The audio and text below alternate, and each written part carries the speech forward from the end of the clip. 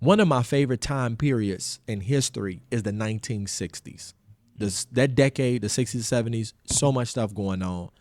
And when I think about Dr. Martin Luther King Jr., and I think about others like that, this was not just a movement for African American people to be empowered, but legitimately this man of God who was a prophet, I believe, was called to call out the transgression of the church, and even his letters to a Birmingham jail, which was like a modern day epistle. He's beckoning brothers and sisters of all shades to come and to join this fight, right?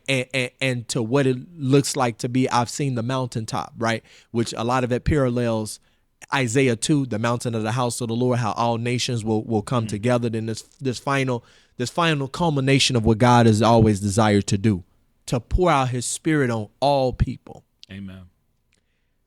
When I look at the civil rights movement, this is something that really hit me, brothers, in a real way. These are men and women during this time period, particularly men and women of color, who were pioneers, who were revolutionaries, who were vanguards, all this and this. Even people who were in there that were not of the faith, but people who were in the community, Malcolm X, so on and so forth, right? Angela Davis, different people like that.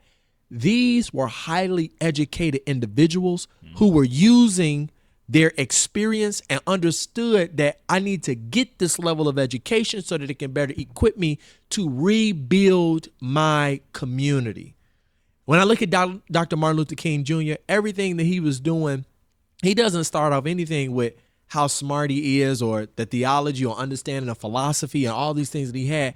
He's sharing with you his burden from the Lord and where we need to go. And when I see other people, right, who, were used in great fashion like that, again, highly educated individuals, right, they're using this to birth in a new way so that our communities can be transformed and be the way that they were intended to be. And all that to say that I think that there's a lot to learn from that.